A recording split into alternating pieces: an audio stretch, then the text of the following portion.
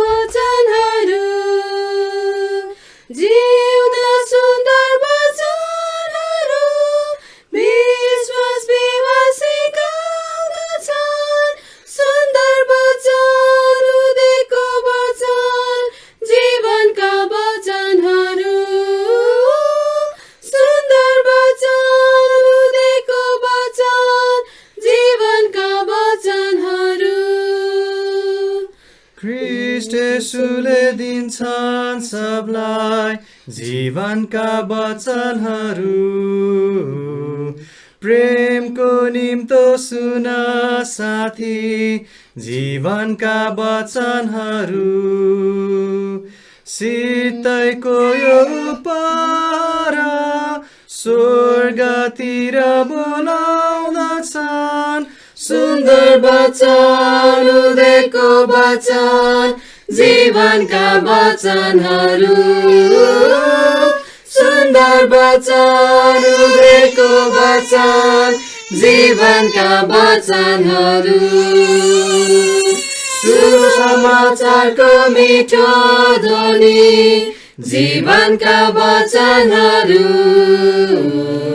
सितैमा दिन्छन् क्षमा शान्ति जीवनका वचनहरू येशू मात्र मुक्तिदाता सदालाई पवित्र पार्दछन् सुन्दर वचन उदेको वचन जीवनका वचनहरू सुन्दर वचन उदेको वचन जीवनका वचनहरू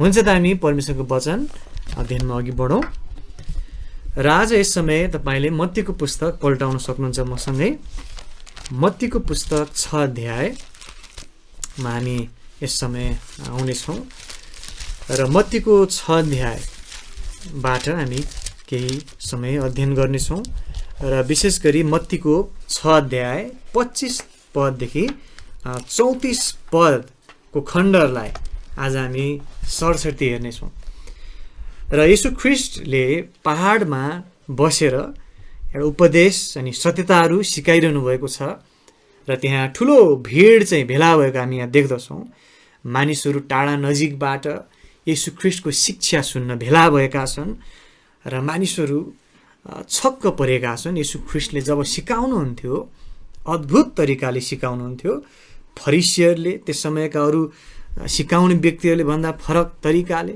र मानिसहरू भिडामभिड लाग्दथे अनि हामी यहाँ देख्दछौँ कि 5 अध्यायबाट पढ्यौँ भने जसलाई हामी पहाडी उपदेश भनेर पनि चिन्दछौँ र त्यही पहाडी उपदेशको क्रममा पहाडमा बसेर मानिसहरूलाई सिकाउने क्रममा प्रभुले एउटा महत्त्वपूर्ण विषय यहाँ लिएर आउनु भएको छ उहाँले सिकाउँदै हुनुहुन्छ र हाम्रो यहाँ विषय हामी के देख्छौँ त मत्तीको 6 अध्याय 25 देखि 34 मा हामी फिक्रीको विषय पाउँदछौँ फिक्री कि विश्वास र दुईटा कुरा अथवा दुईटा रोजाइ हामी सबै मानिसहरूको लागि रहेछ प्रभुले यहाँ देखाउँदै हुनुहुन्छ र त्यस समयमा पनि जसरी मानिसहरू सुनिरहेका थिए येशू ख्रीष्टको आवाजलाई उहाँको वचनलाई उनीहरूको पनि सायद आफ्नो घटिकमीहरू थिए होलान् विभिन्न चिन्ताहरू विभिन्न फिक्रीहरू थिए होलान् अनि येशू ख्रीष्ट परमेश्वरले अनि यी कुराहरू भन्दै हुनुहुन्छ र आज तपाईँ र मलाई पनि यो वचन चाहिएको छ मलाई आवश्यक छ तपाईँ हामी सबैलाई आवश्यक छ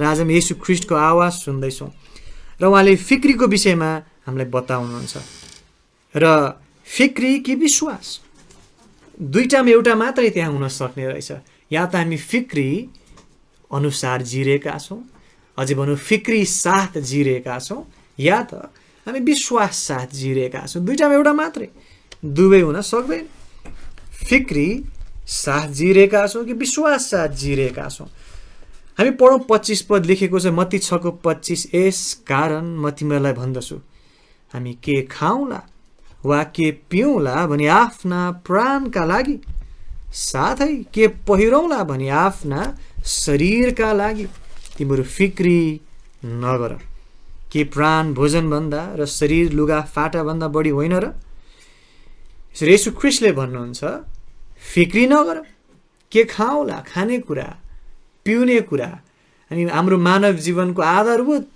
खाँचोहरू भनौँ, आवश्यकताहरू, त्यो बिना हामी बाँच्न सक्दैनौँ। र ती आधारभूत कुराहरूको विषयमा पनि प्रभुले भन्नुहुन्छ फिक्री नगर।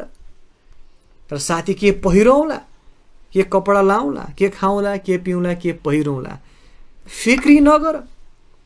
अब एकछिन हामी यसरी सोचौँ न, कोही व्यक्तिले भनेको वचन होइन। हामी मानौँ कि तपाईँ र हामी सबैजना इजरायलमा छौँ होइन, त्यो पहाडमा यीशु ख्रीष्टसँगै बसिरहेका छौँ। तपाईँले दायाँ बायाँ हेर्नुहोस्, त्यहाँ ठुलो भिड भेला भएको छ, बच्चाहरू पछाडि हल्लाखल्ला गर्दैछ होला होइन, मानिसहरू सलबल अलिकति चलिरहेको छ होला होइन। अनि तपाईँ चाहिँ ध्यान दिएर सुन्दै हुनुहुन्छ, हो त्यहाँ यीशु ख्रीष्ट हुनुहुन्छ, उहाँ बोल्दै हुनुहुन्छ, उहाँ पहाडमाथि चढ्नु भएको छ, अरू सायद तल्लोतिर वरिपरि त्यहाँ छन्। अनि यसो चाहिँ हेर्दाखेरि माथि तपाईँले यीशु ख्रीष्टलाई देख्नुहुन्छ, अनि उहाँ बोल्दै हुनुहुन्छ, कोही मानिस होइन।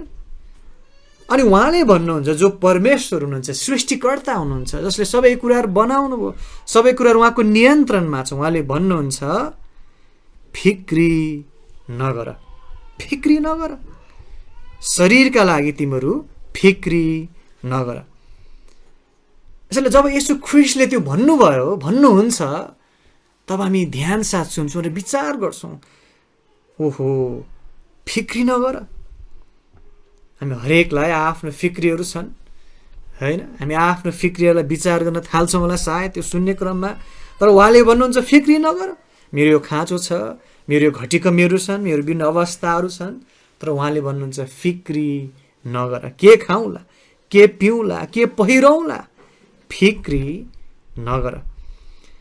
अनि उहाँले भन्नुभयो 25 पदको पहिलो शब्द हामीले यहाँ देख्छौँ, यस कारण। अब यस कारण भन्ने साथ माथिको खण्डहरूसँग पनि यो अब जोडिएको छ होइन र, यस कारण। र उहाँले स्वर्गमा धन थुपार्ने विषय ल्याउनु भएको छ, यहाँ त्यो कुरा उठाउनु भयो 19 पदबाट हेर्दा। हामीले पृथ्वीमा होइन स्वर्गमा धन थुपार्नु, अथवा हाम्रो ध्यान, हाम्रो चाहिँ बोझ, हाम्रो दौडधुप पृथ्वीमा धन समय थुपार्नलाई होइन, हामी स्वर्गका लागि जिउँ, उहाँले त्यो कुरा भन्न खोज्नु भएको। र त्यसरी त्यो कुराहरू उहाँले चाहिँ यहाँ गर्दै हुनुहुन्छ। अनि त्यो कुरालाई विचार गर्दै यस कारण।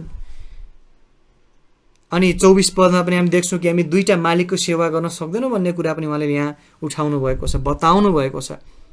या त हामी परमेश्वरलाई मालिक भन्छौँ, उहाँको नियन्त्रण, उहाँको अगुवाईमा जिन्छौँ, अथवा धन पैसा त्यो कुराको नियन्त्रण अधीनमा अगुवाईमा जिउँदछौँ।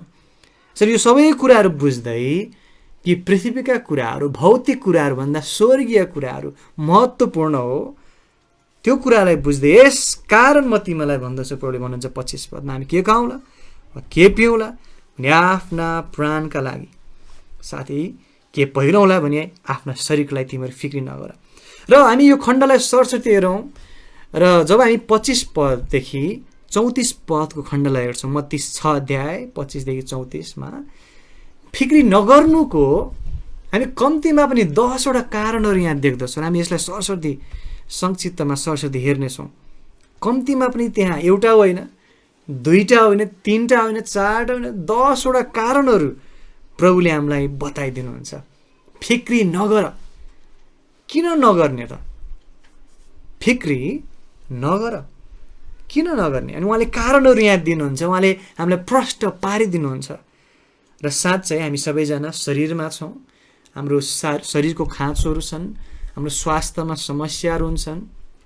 अनि फिक्री नगर्न तपाईँ र मलाई गाह्रो छ, तपाईँलाई गाह्रो छ, मलाई गाह्रो छ, तर असम्भव छैन।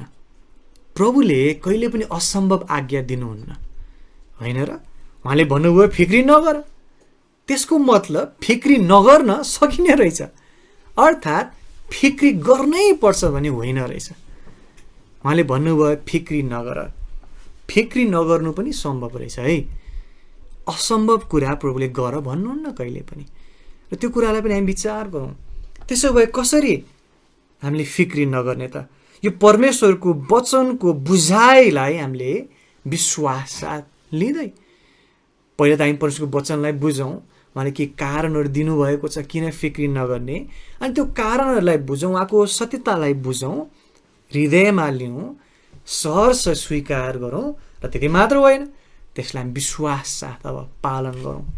प्रभुले भन्नुभएको छ यो कुराहरूको कारणले फिक्री नगर। उहाँको वचनमा उहाँले मलाई प्रष्ट पारिदिनु भयो, बुझाइदिनु भएको छ। अब म यसलाई विश्वास साथ मानिलिन्छु। प्रभुको सहायतामा प्रभुले भन्नुभयो अनुसार म जिउँदछु निष्फिक्री जीवन। त्यसको अर्थ समस्या बिनाको जीवन भन्न चाहिँ खोज्या होइन है। प्रभुले भन्नुभयो संसारमा तिमीहरूलाई चाहिँ अप्ठ्यारो परिस्थिति आउनेछ, त्यो प्रभुले सङ्केत गर्नुभयो। दुःख हुनेछ, गाह्रो हुनेछ, संसारले घृणा गर्नेछ, घटिकमीहरू हुनेछन्, समस्या छ भन्दैमा फिक्री गरिहाल्नुपर्छ भन्ने चाहिँ होइन रहेछ। यो कस्तो अचम्मको कुरा! त्यसैले त यो अद्भुत सत्यता छ। हामी संसारमा जिइरहेका छौँ, तर हामी संसारको तरिका, संसारको सत्यता, संसारको दर्शनशास्त्र अनि बुझाइमा जिउँदैनौँ। पृथ्वीमा जिउँछौँ, स्वर्गीय नियमहरू, स्वर्गीय सत्यताअनुसार जिउँदछौँ। यो अद्भुत छ र हामी बुझ्ने प्रयास गरौँ। प्रभुले हामीलाई सिकाउनु भएको होस् र हामी सरसर्ती यो 10वटा कारणलाई हेरौँ है त। पहिलो कुरा यही 25 पदमा छ, फिक्री नगर। किन? नम्बर 1, किनकि प्राण या आत्मा शरीरभन्दा महत्त्वपूर्ण छ। शरीरको लागि हामीले फिक्री गर्नुभन्दा प्राण आत्मालाई प्राथमिकता त्यसको फिक्री गर्नु महत्त्वपूर्ण कुरा हो। प्रभुले यहाँ भन्नुभयो 25 पद हेर्नुहोस्, यसकारण म तिमीलाई भन्दछु हामी के खाउँ होला वा के पिउँ होला भने आफ्ना प्राणका लागि, साथै के पहिरौँला भने आफ्ना शरीरका लागि तिमीहरू फिक्री नगर। अनि उहाँले यहाँ अब यसको तर्क दिनुहुन्छ, कारण दिनुहुन्छ। के प्राण भोजनभन्दा र शरीर लुगाफाटाभन्दा बढी होइन र? यदि तिमीहरूको प्राण बाँचेको छ भने के त्यो महत्त्वपूर्ण कुरा होइन र? के त्यसलाई चाहिँ हामीले महत्त्वको रूपमा लिनुपर्ने होइन र? तर धेरै पटक तपाईँ र म चाहिँ शरीरका कुराहरूलाई बढी फिक्री गर्दछौँ। हामीले योजना बनाउनु गलत भन्न खोज्या होइन, शरीरको खाँचोको लागि परिश्रम नगर्नु भन्न खोज्या होइन। वास्तवमा प्रभुले भन्नुभयो 2 थेसलोनिके 3:10 कि कसैले परिश्रम गर्दैन, काम गर्दैन, उसले नखाओस्, परिश्रम गर्नु आवश्यक छ। तर उहाँले के भन्नु? फिक्री नगर, अनावश्यक चिन्ता लिने, त्यो उचित होइन। के प्राण भोजनभन्दा र शरीर लुगाफाटाभन्दा बढी होइन र? र यसरी त्यो तुलना प्रभुले यहाँ ल्याउनुहुन्छ। अनि मत्ती 16:26 पनि उहाँले भन्नुभयो एउटा मानिसले सारा संसार हात पारे तापनि आफ्नो प्राण चाहिँ गुमायो भने, आत्मा चाहिँ गुमाउनुलाई के फाइदा भयो त? अर्थात् हामी शरीरका कुराहरूलाई के खाउँला, के पिउँला, के पहिरौँला त्यही कुरा फिक्री गर्दै जिउँछौँ। मानौ कि त्यो सबै हामीले पायौँ। यदि त्यो हो भने, सबै पायौँ भने पनि आत्मा चाहिँ गुमायौँ भने के फाइदा छ त? अथवा हामी फिक्री नगरौँ, नम्बर 1, किनकि हाम्रो सही बुझाइ चाहिँ हुन आवश्यक। सही बुझाइ के हो त? शरीरका कुराहरू, भौतिक कुराहरूभन्दा प्राण आत्मा सधैँ ठुलो महत्त्वपूर्ण हो। चाहिँ हाम्रो बढी फिक्री चाहिँ प्राण आत्माको कुराहरूमा होस्। अनि हाम्रो प्राण आत्मा बाँचेको छ, हामी रमाउँ, सन्तुष्ट हौँ। लुगाफाटा भोजनभन्दा बढी होइन र प्राण। नम्बर 1 कुरा त्यो देख्दछौँ, किनकि प्राण अथवा आत्मा शरीरभन्दा महत्त्वपूर्ण छ। इङ्ग्लिसमा लाइफ भनेको छ, प्राण भन्ने शब्द हाम्रो यहाँ अनुवाद छ। प्राण पनि ठिक छ भन्न सकिन्छ, अथवा जीवन। के जीवन भोजनभन्दा र शरीर लुगाफाटाभन्दा बढी होइन र? साथै हाम्रो जीवन के खानु लाउनु मात्रै हो, लुगाफाटा मात्रै हो त? होइन, त्योभन्दा बढी छ। त्यो कुराहरूमा हामी चिन्तामा, फिक्रीमा अघि नबढौँ। र दोस्रो कारणमा हामी आइहालौँ। दोस्रो कारणमा हामी अब 26 पदमा देख्छौँ। हेर्नुहोस् त, प्रभुले भन्नुहुन्छ आकाशका चराचुरुङ्गीहरूलाई हेर, किनकि ती न त बिउ छर्दछन्, न कटनी गर्दछन्, न ढुकुटीहरूमा बटुल्दछन्, तर पनि तिमीहरूका स्वर्गीय पिताले तिनीहरूलाई खुवाउनुहुन्छ। त के तिमीहरू तीभन्दा धेरै मूल्यवान होइनौ र? दोस्रो कुरा, यो कारणलाई हामी विचार गरौँ, हामी फिक्री नगरौँ, किनकि परमेश्वरले हाम्रो वास्ता गर्नुहुन्छ। परमेश्वरले तपाईँ र मेरो वास्ता गर्नुहुन्छ। उहाँले यहाँ भन्नुभयो, चराचुरुङ्गीहरूको उदाहरण दिनुभयो। येशू ख्रीष्ट बोल्दै हुनुहुन्छ है। उहाँले भन्नुहुन्छ चराचुरुङ्गीलाई हेर त, न बिउ छर्छ, न न कटनी गर्छ, खनजोत केही पनि गर्दैन, न जागिरमा जान्छ, होइन, त्यस्तो केही पनि गर्दैन। तर पनि तिमीहरूका स्वर्गीय पिताले, तिमीहरूको स्वर्गीय पिता हुनुहुन्छ नि, हो, उहाँले उनीहरूलाई,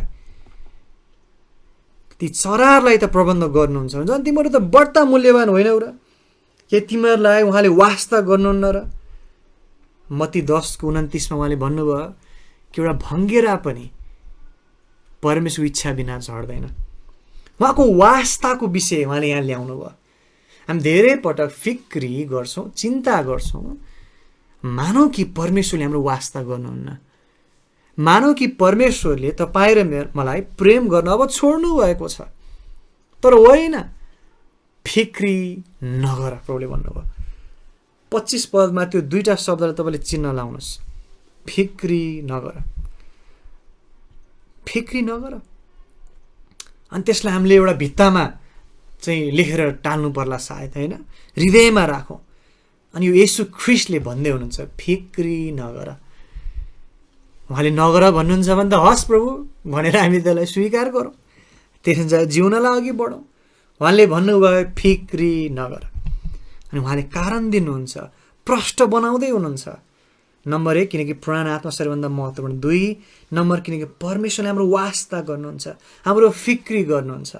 नम्बर 3 हेर्नुहोस् त 27 पदमा, मत्ती 6:27 पद, तिमीहरूमध्ये कुन चाहिँले, अब हेर्नुहोस् है, अर्को राम्रो कारण यहाँ छ, तिमीहरूमध्ये कुन चाहिँले फिक्री गरेर आफ्नो उचाइमा 1 हात थप्न सक्छ र? कुरो त एकदम जायज हो।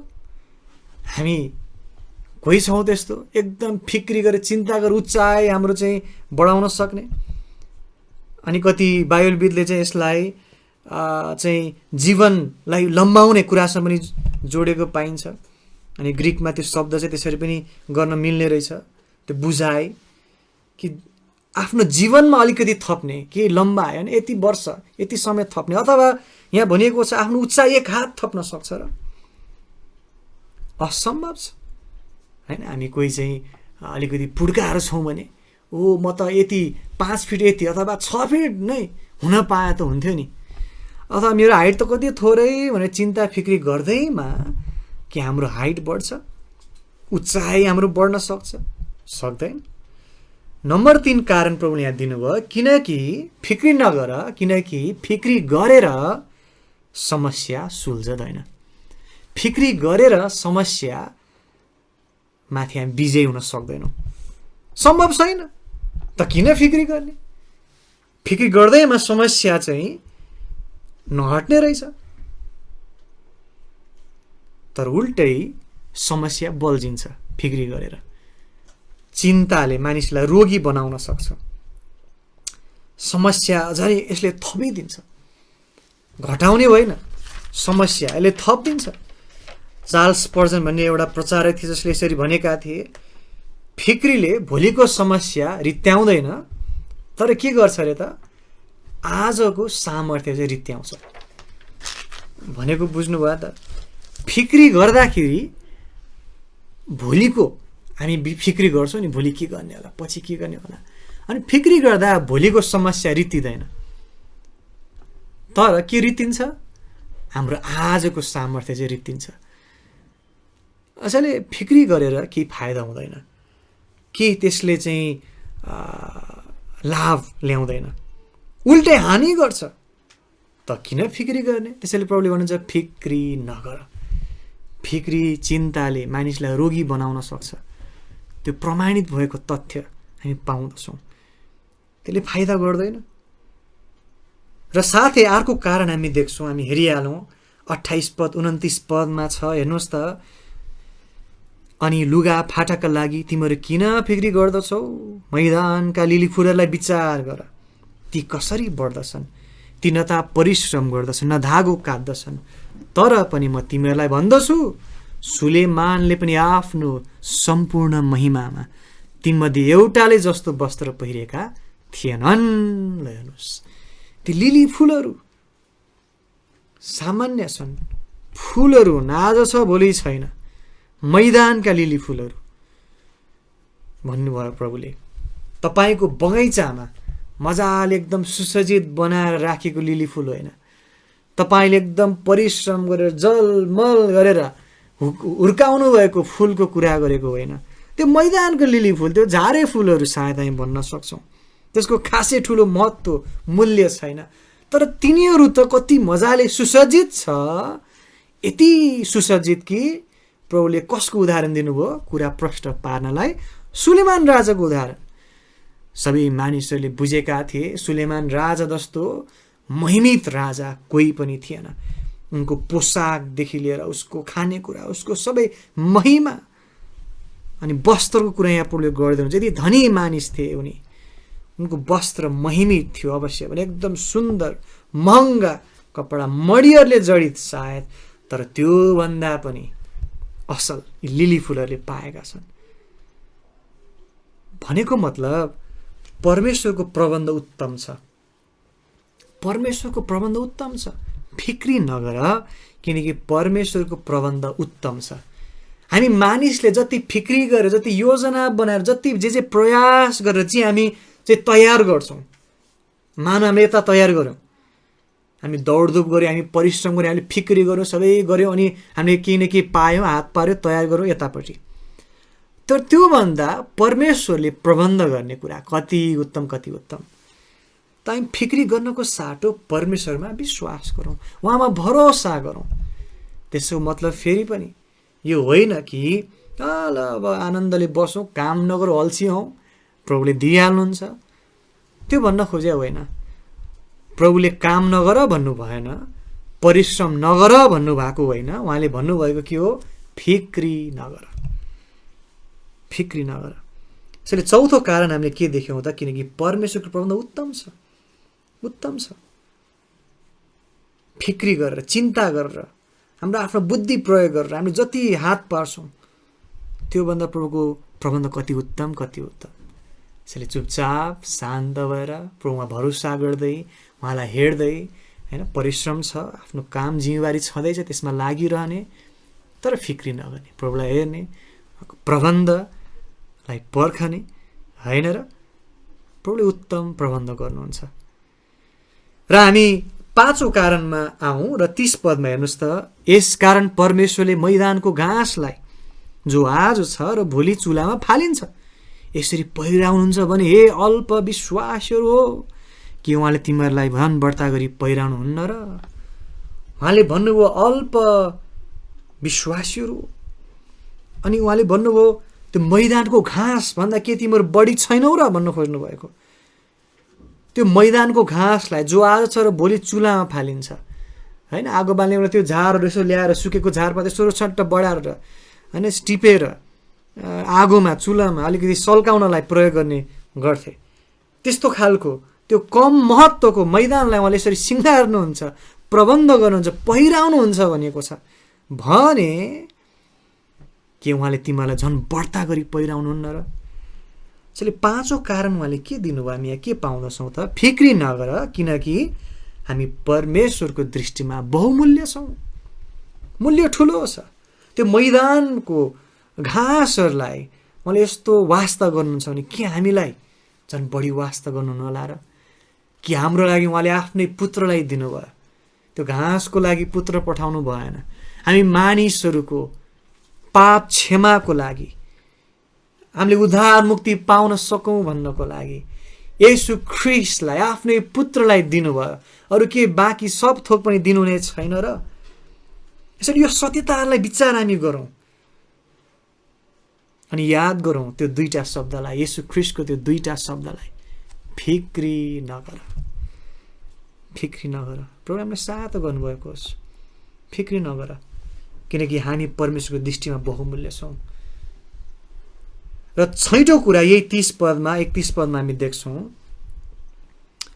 कि उहाँले भन्नुभयो हे अल्प विश्वासीहरू, फिक्री नगर। किनकि फिक्री गर्नु, छैटौँ कारण यो हो, किनकि फिक्री गर्नु अविश्वास हो, अविश्वास हो। हे अल्प विश्वासीहरू उहाँले भन्नुभयो। किन जब तपाईँ र म फिक्री गर्दछौँ, हामी के गरिरहेका हुँदै रहेछौँ त? परमेश्वरमाथि हामी अविश्वास गरिरहेका छौँ। परमेश्वरले मेरो वास्ता गर्नुहुन्न रहेछ, परमेश्वरले मेरो खाँचोहरू घटिका मेरो पुरा गर्नु सक्नुहुन्न क्यारे। हामी त्यसरी सोचिरहेका हुन्छौँ, जबकि गर्नुपर्ने के हो, मेरो सबै खाँचोहरू प्रभुलाई थाहा छ। उहाँले मेरो वास्ता गर्नुहुन्छ, उहाँले मेरो खाँचोहरूमा प्रबन्ध गर्न सक्नुहुन्छ। म उहाँमाथि भरोसा गर्छु। जस्तोसुकै कठिनाइ घटिकमी किन नहोस्, म फिक्री गर्दैन, तर म विश्वास गर्छु। यो रोजाएको कुरा हो। अघि हामीले सुरुमा हेरौँ, या त तपाईँ र म फिक्री गर्न रोज्छौँ, या त विश्वास गर्न रोज्छौँ, या त हामी फिक्री साथ जिउँछौँ, या त विश्वास साथ जिउँछौँ। दुईटामा एउटा मात्रै, दुईटा सँगै हुन कहिले पनि सक्दैन। या त तपाईँको जीवनमा फिक्री छ, विश्वास टाढा छ, या त विश्वास नजिक छ, फिक्री टाढा छ। दुईटामा एउटा।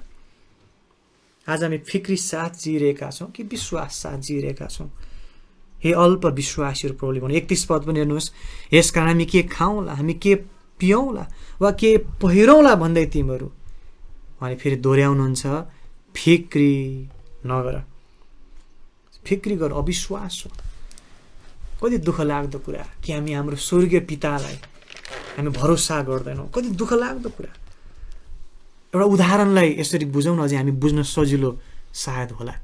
मानौ कि तपाईँको छोराछोरीले होइन तपाईँमाथि अविश्वास गर्नुहुन्छ, मेरो बुवाले मेरो मम्मीले मलाई चाहिँ पाल्न सक्नुला जस्तो मलाई लाग्दैन, है मलाई उहाँले खुवाउन सक्नुहुन्न जस्तो लाग्यो मलाई। अब म जान्छु मेरो फुपूसँग बस्न, मेरो माइजूसँग बस्न, म त मामा घर जान्छु, मेरो आमा बुवाले मलाई पाल्न सक्नुहुन्न। त्यो कति दुःख लाग्दो कुरा तपाईँको लागि। तपाईँलाई कति चित्त दुख्छ होइन? ओहो, मेरो छोराले मेरो छोरीले हेर ममाथि भरोसा गरेको छैन, विश्वास गरेको छैन, म उसको खाँचोहरू पुरा गर्न सक्दिनँ। त्यही प्रकारले अलिकति होइन हामी बुझ्ने प्रयास गरौँ। स्वर्गीय पितालाई त्यसले दुखित तुल्याउँदछ, जबकि येशू ख्रीष्ट आफ्नै पुत्रलाई उहाँले दिनुभएको छ। अनि हामी चाहिँ कहिलेकाहीँ फिक्री गर्छौँ, मानौ कि उहाँले हाम्रो वास्ता गर्नुहुन्न, अब मानौ कि उहाँले चाहिँ अब मुक्ति चाहिँ प्रबन्ध गर्न सक्नुहुने, हेर्नुहोस् है, तर मेरो अरू खाँचोहरू चाहिँ पुरा गर्न नसक्नुहुने। जस्तै गरी हामी फिक्री गर्दछौँ, महान मुक्ति चाहिँ प्रबन्ध गर्न सक्नुहुने रे, तर मेरो सानो सानो खाँचोहरू चाहिँ पुरा गर्न नसक्नुहुने। त्यसरी हामी चाहिँ व्यवहार गरेर आउँछ। हामी अविश्वासमा जिरेका हुन्छौँ। फिक्री गर्नु अविश्वास हो। त्यसैले फिक्री नगर। 7औं कारणमा अब हामी 32 पद हेर्नुहोस् त, किनकि अन्य जातिहरू यी सबै थोकहरूको खोज गर्दछन्, किनकि तिमीहरूलाई यी सबै थोकहरूको खाँचो छ भने तिमीहरूका स्वर्गीय पिताले जान्नुहुन्छ। फिक्री नगर, किनकि 7औं कारण, किनकि परमेश्वरलाई नचिन्नेहरूले फिक्री गर्छन्, अथवा फिक्री गर्नु अविश्वासीहरूको चित्रण हो, परमेश्वरलाई नचिन्नेहरूको चरित्र हो, विश्वासीहरूको होइन। अन्य जातिले पो यस्तो गर्छ त प्रभुले भन्नुहुन्छ। उनीहरूले सबै थोकहरूको खोज गर्दछन् होइन, फिक्री गर्छन्, खोज गर्छन्, लालसा गर्छन्, यो चाहियो त्यो चाहियो, सबै कुराहरू खोज गर्छन्। तर परमेश्वरको जनहरूलाई यो सुहाउँदैन। त्यसैले फिक्री नगर। परमेश्वरको जनले विश्वास गर्छ, फिक्री गर्दैन। अनि यही 32 पदमा हामी 8औं कारण पनि भेट्छौँ, फिक्री नगर, किनकि अब राम्रो कारण छ है यहाँ, सुन्दर, किनकि परमेश्वरले हाम्रो खाँचो जान्नुहुन्छ। आमेन।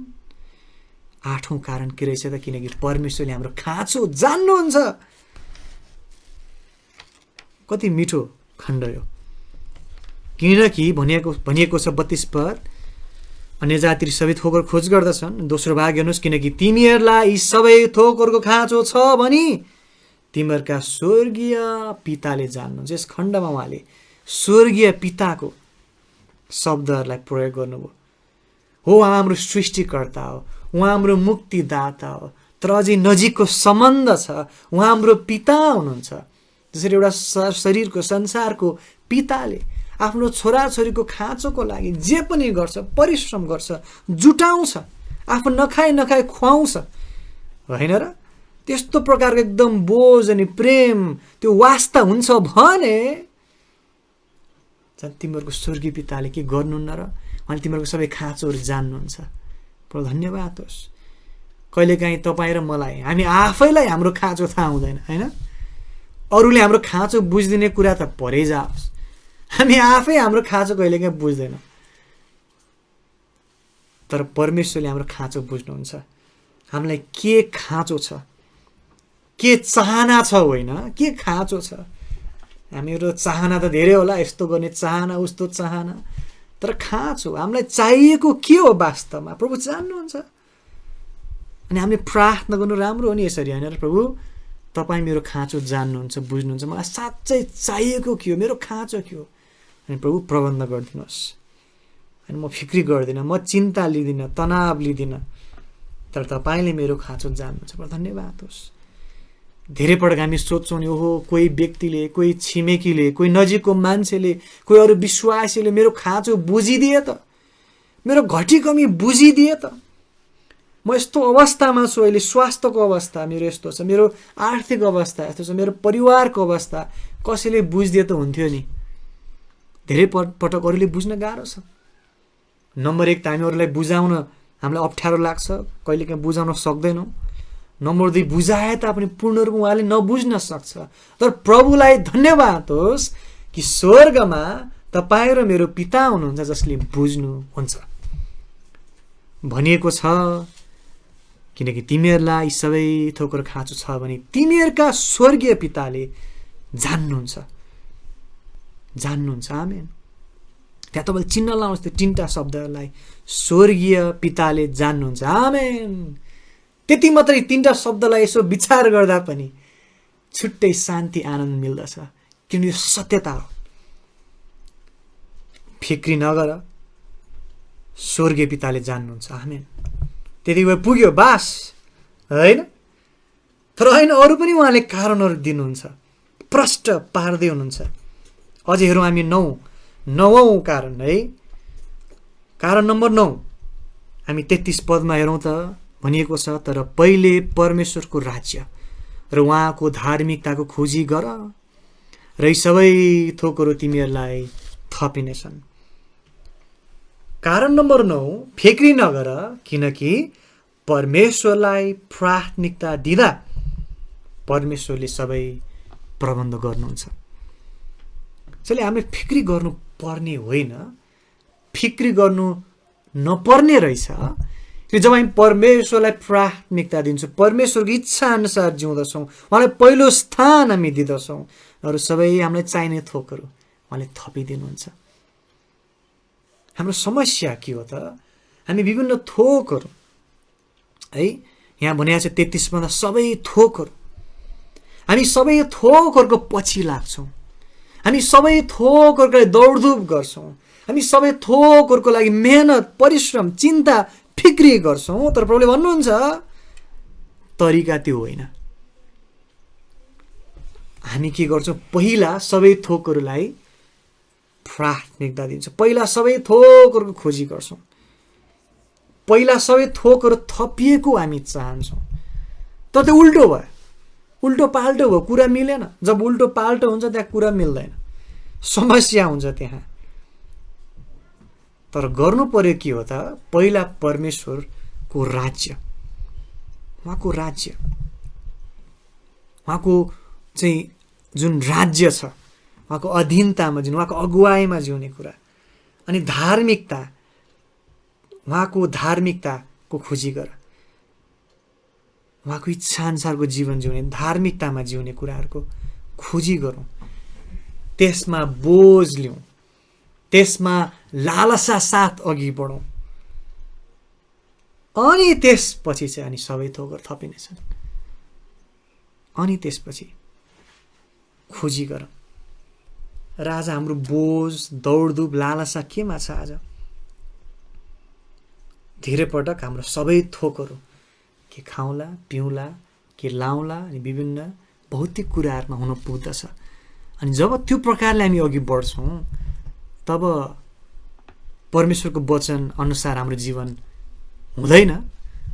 अनि जब परमेश्वरको वचन अनुसार हाम्रो जीवन हुँदैन, तब आशिष हुँदैन।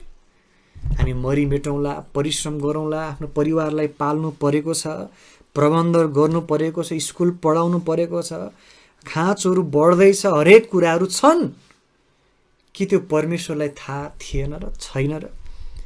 त्यहाँ जतिजना मानिसहरू त्यहाँ भिड भेला भएका छन्, के येशू ख्रीष्टले हरेकको खाँचो जान्नु हुँदैन थियो होला र? त्यो मान्छेलाई फिक्री खाँचो छ, उसको श्रीमती बिरामी छ, यो चाहिँ मान्छेको चाहिँ खानेकुरा छैन, आज राति उसको खानेकुरा केही पनि छैन। त्यहाँ सबै मानिसहरू छन्, भिड त्यहाँ उपस्थित छ, हरेकलाई उहाँ जान्नुहुन्छ, हरेकको खाँचो उहाँलाई थाहा छ, समस्याहरू छ। किन हामी श्रापित संसारमा जिउँदछौँ। पापको कारणले गर्दा, हाम्रै पापको कारणले गर्दा संसार श्रापित अवस्थामा छ, दुःख छ, पीडा छ, अन्याय अत्याचार छ। परिश्रम जति गरे पनि त्यस अनुसारको फल पाइँदैन। त्यो हाम्रै पापको कारणले हामी श्रापित संसार। एउटा आदमलाई भन्नुभयो, तिमी जीवनभर परिश्रम दुःख पसिनाले खानेछौ। श्रापित संसारमा छौ। तर प्रभुले भन्नुहुन्छ फिक्री नगर, फिक्री नगर।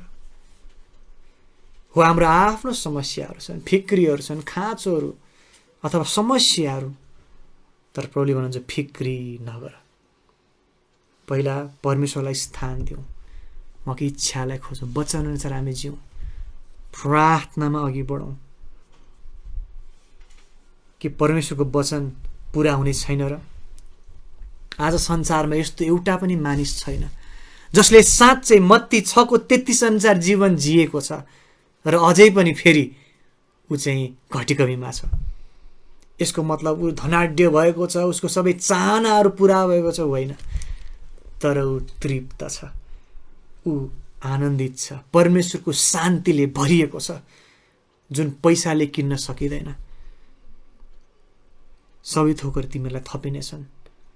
र परमेश्वरलाई उहाँको वचनमा हामी विश्वास गरौँ न। जे भन्नुभएको छ त्यसलाई सहरस अक्षरस, अक्षरस भनेको मतलब जस्तो लेखेको छ त्यस्तै ठ्याक्कै त्यसलाई हामी विश्वास गरौँ न। के हुँदो रहेछ जाँचेर हेरौँ। के साँच्चै प्रभु सत्य हुनुहुन्न र साँच्चै तपाईँले चाखेर हेर्नु भएको छ भने अवश्य पनि तपाईँले उहाँलाई भला भेट्नु भएको छ। यदि जसले परमेश्वरलाई चाखेर हेर्छ उसले एउटै निष्कर्ष भेट्टाउँछ, एउटै निष्कर्षमा ऊ आउँदछ कि उसले भन्छ प्रभु भला हुनुहुन्छ। 9 नम्बर कारण उहाँले भन्नुभयो किनकि परमेश्वरलाई प्राथमिकता दिँदा परमेश्वरले प्रबन्ध गर्नुहुन्छ। अनि कारण नम्बर 10 फिक्री नगर। किन? 34 पद हेर्नुहोस्, यस कारण भोलिका निम्ति फिक्री नगर किनकि भोलिको दिनले आफ्नै थोकरका निम्ति फिक्री गर्नेछ। आजको खराबी आजको निम्ति प्रशस्त छ। कुरा जायज। फिक्री नगर। नम्बर 10 कारण किनकि भोलिको निश्चयता हामीलाई छैन। वर्तमानमा जिउँ, भोलि प्रभुलाई सुम्पनु बुद्धिमान हो। किनभने भोलिको हामीलाई निश्चयता छैन। भोलि हामी बाँच्छौँ कि बाँच्दैनौँ हामीलाई थाहा छैन, त हामी किन चिन्ता गर्छौँ त? फिक्री नगर। किनभने एकैछिनमा के हुन्छ, भोलि मात्र होइन, एकैछिनमा के हुन्छ हामीलाई थाहा छैन। अर्को तरिकाले भन्नुपर्दा यो जीवन हाम्रो नियन्त्रणमा छैन, परमेश्वरको हातमा छ। उहाँमा हामी चलहल गर्दछौँ। प्रेरितको पुस्तकमा पावलले भने प्रचार गर्ने क्रममा त्यो जायज कुरा, त्यो हामी उहाँमा चलहल गर्छौँ। हाम्रो आफ्नै बल बुद्धिमा हामी बाँचेको होइन। उहाँले हामीले संसारमा राख्नुभयो। उहाँले हरेक दिन उहाँको करुणा र हामीप्रति नयाँ हुँदछन्। त्यसैले हामी बाँचिरहेका छौँ, हामी हाँसिरहेका छौँ, हामी चाहिँ अघि बढिरहेका छौँ। उहाँको करुणाले हो, उहाँको कृपाको कारणले हो। त सबै उहाँको करुणा उहाँको कृपाको कारणले हो भने किन फिक्री गर्ने? मानौ कि मैले फिक्री गरेर केही हुने हो, मानौ कि मेरै कारणले गर्दा म बाँचेको छु, मानौ कि मेरो बल बुद्धि सामर्थ्य मेरो सोचाइले गर्दा म चलिरहेको छु, मेरो जीवन चलिरहेको छ, त्यो होइन। फिक्री नगरौँ। आजको खराबी आजकै निम्ति प्रशस्त। हामी आजमा विचार गरौँ, आजमा हेरौँ। ताजा मन्ना प्रभुले दिनुभयो। भोलिको विषयमा, भोलिको खानेकुराको विषयमा जसले फिक्री गर्दै चिन्ता गर्दै जति बटुल्नु पनि धेरै बटुले, ती सबै के भयो? कुहिए। अनि कुहिएपछि के हुन्छ? गनाउँछ, गनायो। अनि सबैले थाहा पायो होला, ओ यिनीहरूको पालमा गनाइरहेछ है खानेकुरा, मन्ना गनायो भनेपछि यिनीहरूले आज्ञा पालन नगरे रहेछ। ल हेर्नुहोस्, प्रभुले भन्नुभएको थियो आजलाई जति पुग्छ त्यति उनीहरूले लिनु, तर तिनीहरू अविश्वास गर्दै फिक्री अनावश्यक फिक्री गर्दै बढी बटुले अनि के भयो, गनाउने भयो। उनीहरूको घरै गनायो होला, जीवनै गनायो। जब हामी फिक्री गर्छौँ गनाउने जीवन बोकेर हिँड्छौँ। हेर्नुहोस्, हो कि होइन? जब कि हामी शान्ति आनन्दले भरिएको जीवन प्रभुले जिएको चाहनुहुन्छ। फिक्रीले अशान्ति ल्याउँदछ, फिक्रीले आशिष ल्याउँदैन। यसले आत्मिक अवनति, आत्मिक पतन समेत ल्याउन सक्छ। हेर्नुहोस् त मत्तीको 13 अध्यायमा पल्टाउँ कि पानहरू यता मत्ती 13 अध्यायको 22 पदमा। त्यसलाई आज हामी यीशु ख्रीष्टको यो शब्दहरूलाई, यो वचनलाई विचार गर्दैछौँ। उहाँले भन्नुभयो फिक्री नगर। मैले भनेको होइन, होइन, यीशु ख्रीष्टले भन्नुभयो फिक्री नगर। र मत्तीको 13 अध्याय 22 पदमा हेरौँ त यहाँ प्रभुले भन्नुभयो, अनि काँडाहरूको बिचमा छरिएको चाहिँ यो हो जसले वचन सुन्छ अनि यस संसारको फिक्री र धन सम्पत्तिको धोकाले वचनलाई निस्सास्याइदिन्छ र यो फलहीन बन्छ। के तपाईँ र मेरो जीवन आत्मिक रूपमा फलहीन भएको छ कि किन फलहीन भएको छ? एउटा कारण यो हुन सक्छ कि हामी संसारको फिक्रीले घेरिएका छौँ अनि परमेश्वरको वचनलाई त्यसले निस्सास्याइदिएको छ। सिर्फ फिक्रीले तपाईँ र मलाई फाइदा गर्दैन। फिक्री नगर। जब तपाईँ र म हामी फिक्री गर्छौँ, फिक्रीले यसरी बोलिरहेको हुन्छ। हेर्नुहोस् है, फिक्रीले यसो भन्छ, फिक्रीले यसो बोल्छ। नम्बर 1, परमेश्वरको बुद्धि योजना उत्तम छैन है, फिक्रीले यस्तो भन्छ। नम्बर 2, परमेश्वर के गर्दै हुनुहुन्छ उहाँ जान्नुहुन्न। अनि फिक्रीले के पनि भन्छ त, परमेश्वरले प्रेम वास्ता गर्नुहुन्न। अनि फिक्रीले अझै बोल्छ परमेश्वरको सामर्थ्य ठुलो छैन, उहाँको सामर्थ्य छैन। अनि अझै उसले थप्छ परमेश्वरले प्रबन्ध विजय दिन सक्नुहुन्न। फिक्रीले यसरी बोल्छ। अनि जब तपाईँ र म फिक्री साथ जिइरहेका छौँ, हाम्रो जीवन त्यो प्रकारले जिइरहेका छौँ, हामीले पनि त्यसरी नै भनिरहेका छौँ।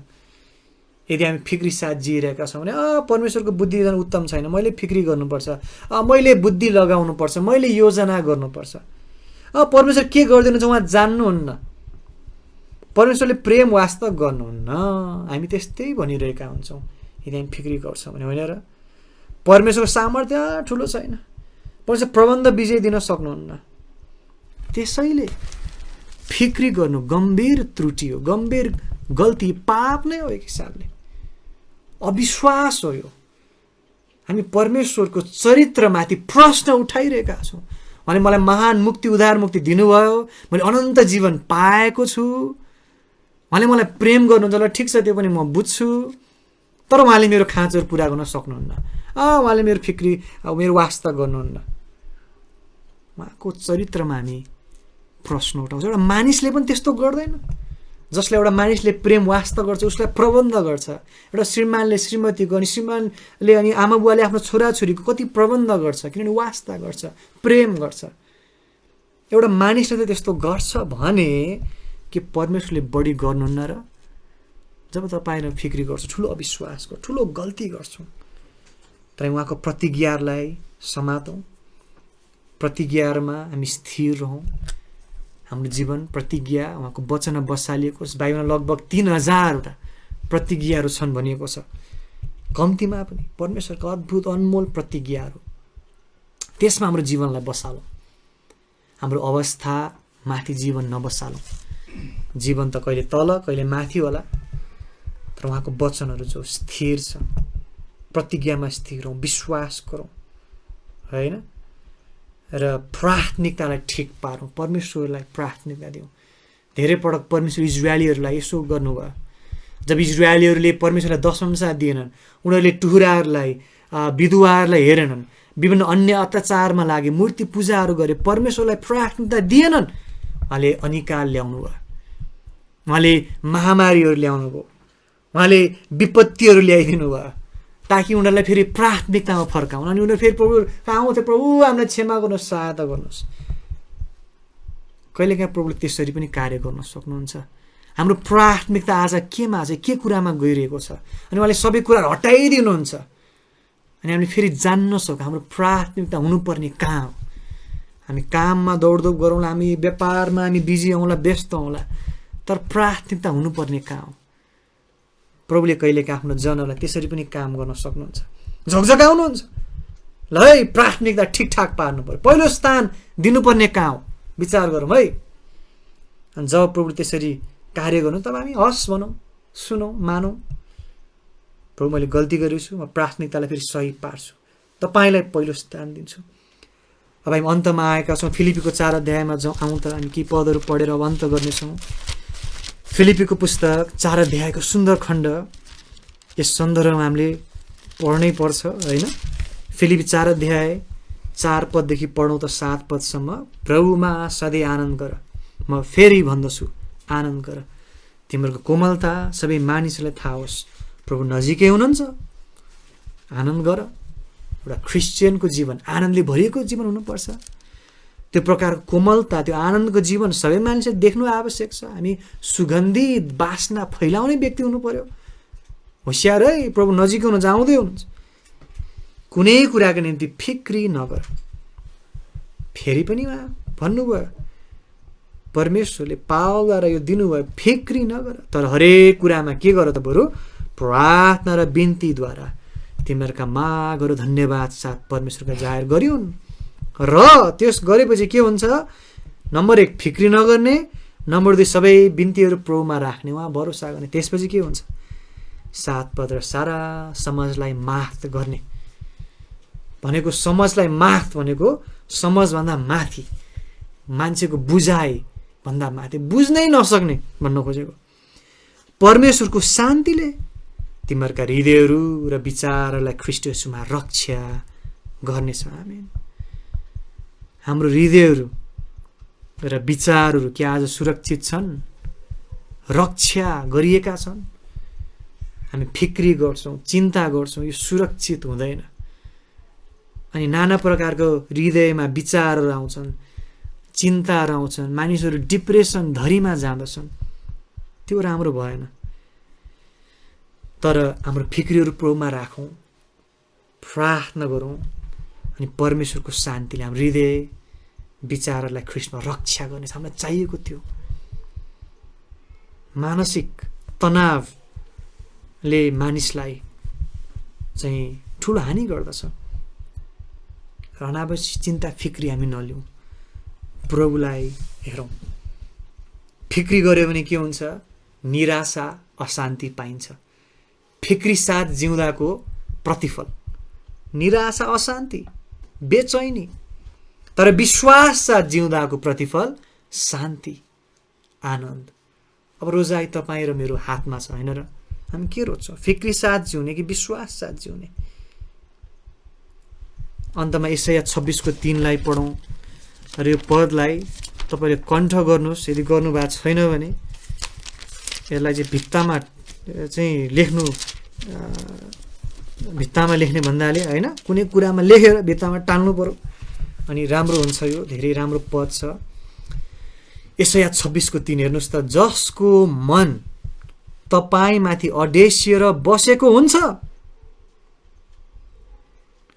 उसलाई तपाईँले शान्ति नै शान्तिमा जोगाइराख्नुहुनेछ, किनकि उसले तपाईँमाथि भरोसा राख्दछ। आमेन। कति सुन्दर पद, कति सुन्दर परमेश्वरको वचन। शान्ति नै शान्तिमा जोगाइएको अवस्थामा रहन हामी कसलाई इच्छा छ? हामी सबैलाई इच्छा छ। तर त्यसको लागि प्रभुले यहाँ भन्नुभयो, हाम्रो मन उहाँमाथि अडेसिएर बसेको, उहाँमा दृढ, उहाँ भरोसा गरेको हुनु पर्यो।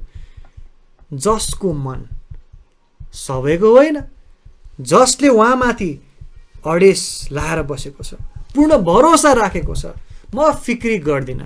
किनभने उहाँले फिक्री नगर भन्नुभएको छ। उहाँले मेरो वास्ता गर्नुहुन्छ, मेरो कुरा खाँचोहरू उहाँ जान्नुहुन्छ, उहाँले प्रबन्ध गर्नुहुन्छ।